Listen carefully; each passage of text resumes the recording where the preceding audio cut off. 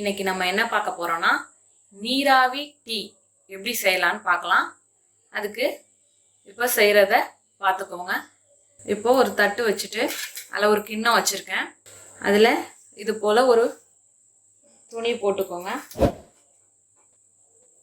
போட்டுட்டு இதை நல்லா டைட்டாக கட்டிடுவோம். நல்லா டைட்டாக கட்டியாச்சு. நீங்கள் என்ன டீ தூள் யூஸ் பண்ணுறீங்களோ அதில் 2 ஸ்பூன் போட்டுக்கோங்க. அதோட 3 ஏலக்காய், ஒரு சின்ன துண்டு பட்டை, 4 கிராம்பு, இப்படி ஒரு சின்ன துண்டு இஞ்சி நச்சு சேர்த்துப்போம். இந்த போல் நசுக்கி சேர்த்துக்கோங்க. 1 ஸ்பூன் அளவுக்கு நான் நாட்டு சர்க்கரை சேர்த்துக்கிறேன்.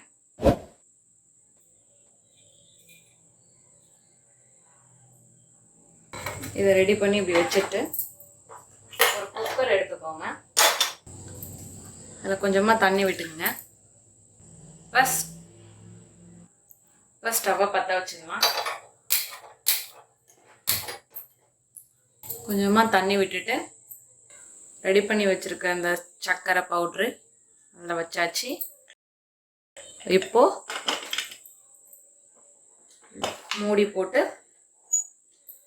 4 or 5 விசில் வச்சுருங்க. வெயிட் போட்டாச்சு. இப்போ 5 விசில் வந்துட்டு ப்ரெஷர் ரிலீஸ் ஆகட்டும். அதுக்கப்புறம் ஓப்பன் பண்ணி காட்டுறேன். இப்போ பால் காய்ச்சிடலாம். பால் நல்லா கொதிக்கட்டும். இப்போ ஆஃப் பண்ணிடலாம். இப்போ குக்கரில் ப்ரெஷர் போயிடுச்சு. இப்போ ஓப்பன் பண்ணி காமிக்கிறேன். இப்போது கொஞ்சம் சூடு ஆறட்டும். அதுலேருந்து அதை எடுத்துட்டு காமிக்கிறேன் எவ்வளோ சாயம் வடிஞ்சிருக்குன்னு. இப்படி எடுத்து வச்சுருங்க. இப்போ இதை பிரித்து பார்ப்போம்.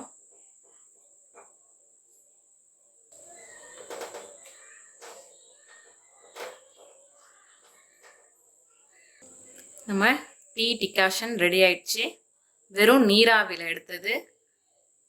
பாருங்கள் எப்படி வந்திருக்குன்னு. இப்போ இந்த டிகாஷனை சேர்த்துப்போம்.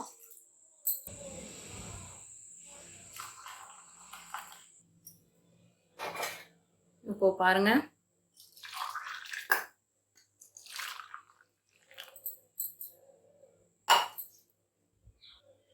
அவ்வளோதான். இப்போ ரெடி ஆயிடுச்சு நம்மளோட அருமையான அற்புதமான நீராவி மசாலா டீ ரெடி ஆயிடுச்சு. இதே போல் நீங்களும் செஞ்சு பாருங்கள். செஞ்சு பார்த்துட்டு எப்படி வந்துச்சுன்னு கமெண்ட்டில் சொல்லுங்கள். தேங்க்யூ.